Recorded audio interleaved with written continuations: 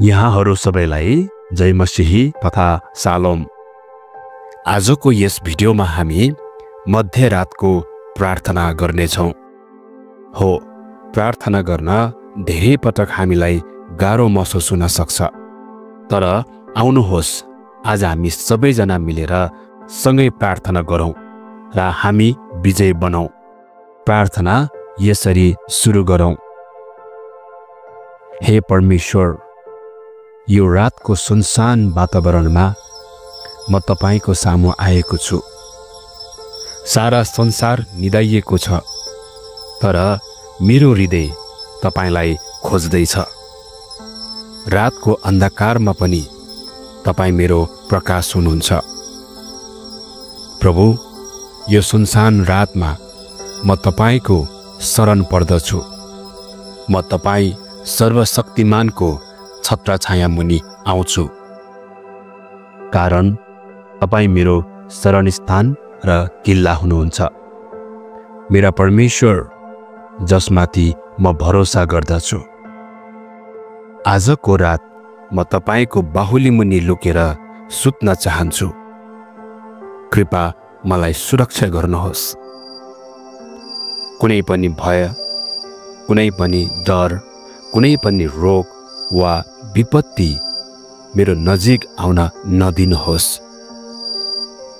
तपाईको स्वर्गदूतहरू मेरो वरिपरि सुरक्षाको घेरा लगाउन पठाउनुहोस्। मेरो घर, मेरो परिवार, मेरो सन्तान र सबै आफन्तहरू तपाईको सुरक्षामा रहन्। राजा दाउदले भजन सङ्ग्रह 119 को 62 पदमा तपाईका धार्मिकताको नियमहरूको खातिर मध्यरातमा तपाईलाई धन्यवाद चढाउन उठ्छु भनेर लेखेको छ। बुवा, तपाईको न्याय र प्रेमको लागि म तपाईप्रति आभारी छु। दिनमा तपाईले मलाई हेरिरहनुहुन्छ, रातमा तपाईले मलाई सम्हालिरहनुहुन्छ। मेरो सास, मेरो जीवन, मेरो सबै थोक तपाईबाट आउँछ। मैले फेर्ने हरेक सास तपाईले दिनुभएको उपहार हो। धन्यवाद प्रभु, किनभने तपाई कहिल्यै निदाउनुहुन्न। मलाई सबै बन्धनबाट मुक्ति गर्नुहुने परमेश्वर तपाई नै हुनुहुन्छ। जसै प्रेरित 16 अध्यायको 25 र 26 पदमा हेर्दा पावल र सिलासलाई झ्यालखानाबाट तपाईले नै मुक्त गर्नुभएको थियो, जहाँ यस्तो लेखिएको छ। तर आधा राततिर पावल र सिलास प्रार्थना गर्दै परमेश्वरका भजन गाइरहेका थिए र अरू कैदीहरूले यो सुनिरहेका थिए। तब एक्कासी एउटा ठुलो भुइँचालो गयो र झ्यालखानका जगहरू हल्लिए र तुरुन्तै जम्मै ढोकाहरू उक्रिए र सबै बन्धनहरू खुले।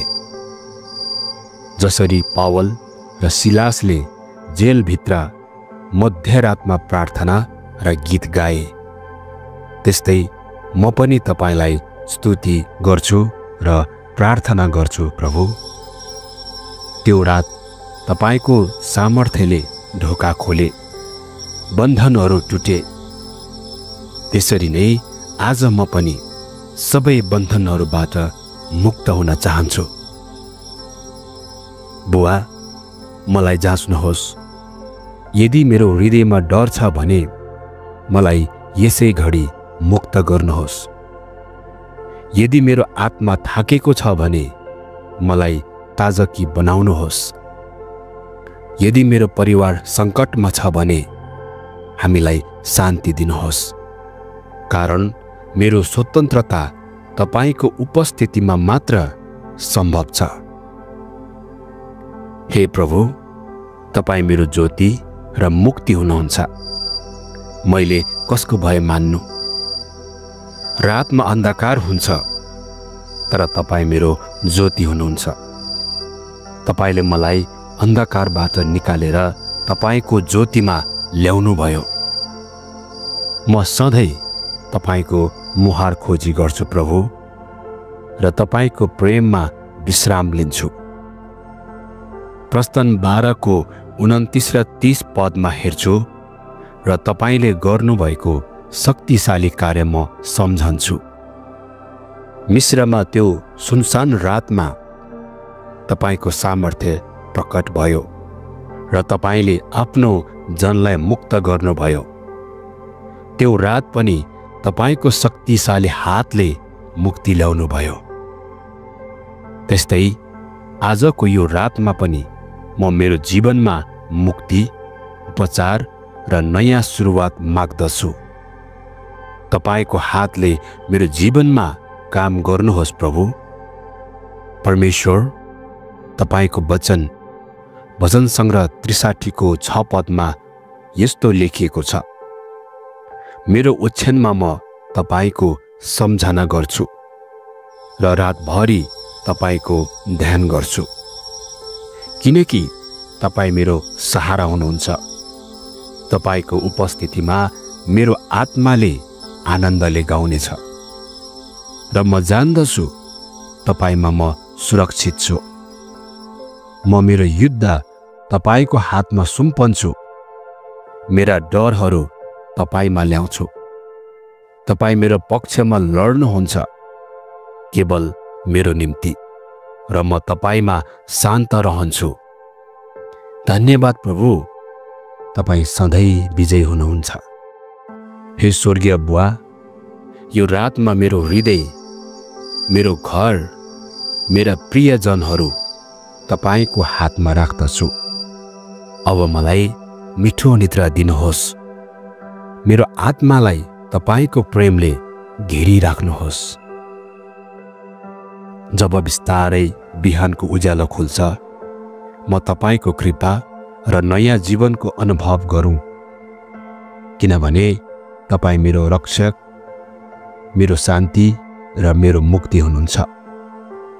यी सबै कुराको निम्ति म प्रार्थना गर्छु येशू ख्रीष्टको नाउँमा। आमेन।